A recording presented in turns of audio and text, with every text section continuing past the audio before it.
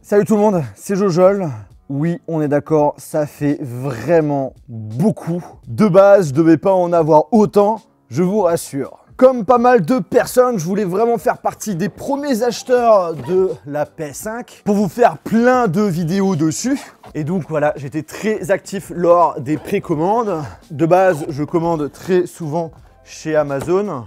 Les précos sont ouvertes, je commande une version digitale et une version normale. Version normale qui était pour le local et une version digitale qui était tout simplement pour le concours PS5, qui est d'ailleurs encore d'actualité. Je le laisse ouvert pendant une semaine. Ça se passe sur mon compte Instagram, il y aura le lien du concours directement dans la description. N'hésitez pas à participer, hein, c'est totalement gratuit. Ok, d'accord, ça va. Mais 3, comment ça se fait? Alors comme beaucoup, sur Amazon, quand j'ai fait ma commande, eh bien, quand j'ai regardé la date de livraison, c'était prévu autour du mois de janvier. La sortie officielle, c'est le mois de novembre. Novembre, janvier, il y a quand même un grand écart. Donc du coup, c'était pour faire des vidéos un mois après sa sortie. C'est complètement ridicule. Là, un truc de ouf, j'ai réussi à passer 2 autres commandes, donc digitale et normale, sur une autre boutique qui indiquait une date de livraison le jour de sortie officielle. Donc le truc vraiment parfait. Bref, je suis super content, j'ai vraiment énormément de chance. Entre-temps, Sony m'informe que j'aurai la possibilité de tester en avant-première leur nouvelle console. Un truc de malade. Je ne savais pas du tout avant les précommandes. Donc c'était la très belle surprise. En tout cas, grâce à Sony, bah voilà, j'ai eu la possibilité de vous faire plein de vidéos dessus. En avant-première, quand même 3 semaines en avance. D'ailleurs, je tenais à vous remercier par rapport à votre fidélité à travers ces nombreuses vidéos. Il y aura justement dans la description une playlist qui regroupe toutes les vidéos que j'ai pu faire sur cette console et également sur les consoles de chez Microsoft. Il y a pas mal de personnes qui m'avaient demandé justement de tester les accessoires, notamment le casque et la webcam. La vidéo de test est déjà sortie. Le truc, c'est que j'avais un petit peu oublié d'annuler les commandes sur Amazon qui finalement sont passées au jour de la sortie officielle en termes de livraison. Et donc là, bah, je me retrouve avec 5 PS5. Alors il y en aura une qui va rester au local, une autre finalement qui va être chez moi. J'ai été tellement conquis par la console que finalement j'en veux une à la maison. Après une autre qui est rien que pour vous. Et 2 autres, bah... Ce qu'il faut savoir, c'est que c'est pas du tout de l'argent de perdu parce que c'est tellement rare qu'au final, elle coûte plus cher que le prix neuf. Bien entendu, je vais pas m'amuser à les revendre parce que personnellement, je trouve ça juste honteux, les gens qui font ça. Après, comme je vois qu'il y a autant de hype dessus, je me suis dit qu'il y avait des choses cool à faire avec. Donc n'hésitez pas à lâcher toutes vos idées en commentaire et je ferai une petite sélection et pourquoi pas faire des futures vidéos avec ces 2 autres consoles dont j'en ai pas vraiment l'utilité, en tout cas personnelle. Bon, je vous avoue, ça sera la dernière vidéo unboxing de la PS5. Je vous avais déballé la PS5 classique. Voilà, ça sert à rien que je vous la déballe une deuxième fois. La voici, la voilà. Mais celle que je n'ai pas du tout déballée et que j'ai jamais vue en vrai, eh bien c'est la version digitale. Celle où on n'a pas de lecteur Blu-ray. Et ce que je vous propose dans cette vidéo, on reste classique, on reste simple. Une vidéo unboxing de cette console. Alors déjà au niveau du packaging, comme vous pouvez le remarquer, grosse différence et c'est vrai qu'on peut se poser la question, ah mais en fait Sony a lancé une PS5 noire. En fait pas du tout.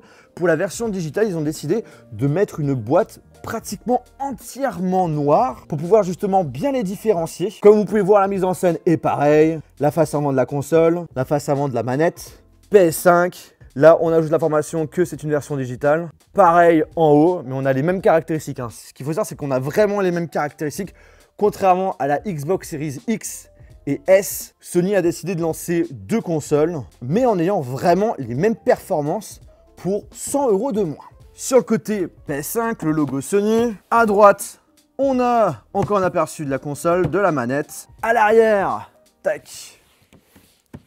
Ouais, c'est vraiment très ressemblant, hein. C'est vraiment la même chose. Bien entendu, le stockage est le même, 825 Go. Toujours le même aperçu de la console, sauf que sur la version digitale, on voit bien qu'il n'y a pas le lecteur Blu-ray. On va déballer ça.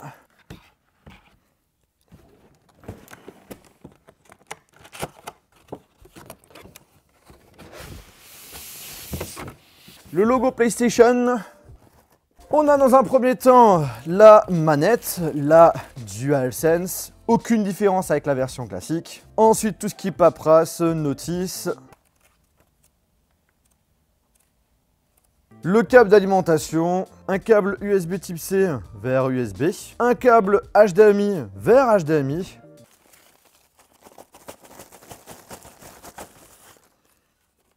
le socle qui permet de mettre la console en horizontal ou en verticale.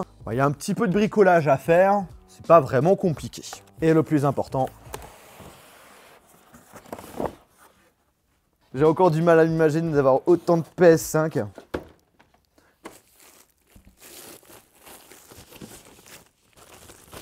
En tout cas, désolé pour les personnes qui n'ont pas la possibilité de l'acheter ou qui ont raté aussi les précommandes. Mais ne vous inquiétez pas, celles que j'ai en plus vont servir. Ah ouais, ça fait quand même beaucoup plus fin. C'est ça. On enlève le petit bout ici.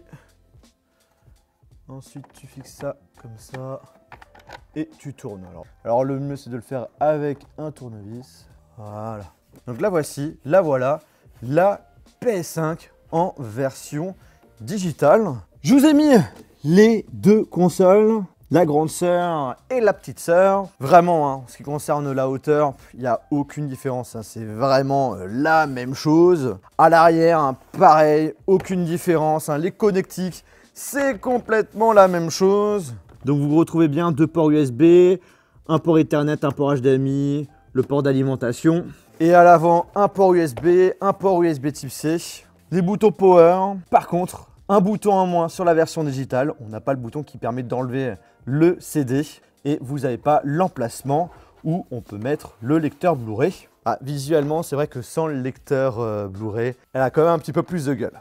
C'est vrai qu'elle fait un peu moins mastoc, elle fait beaucoup plus slim. Ça fait beaucoup plus petit, symétrique. Donc c'est vrai que visuellement, je préfère la version digitale. Après maintenant, je peux comprendre qu'il y a des personnes qui préfèrent avoir un lecteur Blu-ray. En tout cas, n'hésitez pas à me dire en commentaire, sachant qu'on est quand même sur 100 € moins cher sur la version digitale, quelle est vraiment votre préférence et pourquoi. Voilà, petite vidéo unboxing pour finir en beauté votre dimanche. Je vous rappelle qu'il y a une PS5 à gagner directement sur mon compte Instagram, donc faites-vous plaisir. Voilà, en tout cas, comme d'habitude, si ce genre de vidéo vous plaît, n'hésitez pas à lâcher un très gros pouce bleu. Si c'est toujours pas fait, de vous abonner sur la chaîne YouTube et d'appuyer sur le bouton cloche pour être notifié quand je sors une nouvelle. Ce qui est cool, c'est que je vais pouvoir enfin en emmener une directement à la maison. Plus besoin de faire des allers-retours de chez moi et d'ici. Ça va être beaucoup plus plaisant. Bref, sur ce, on se retrouve dans une prochaine vidéo. Salut!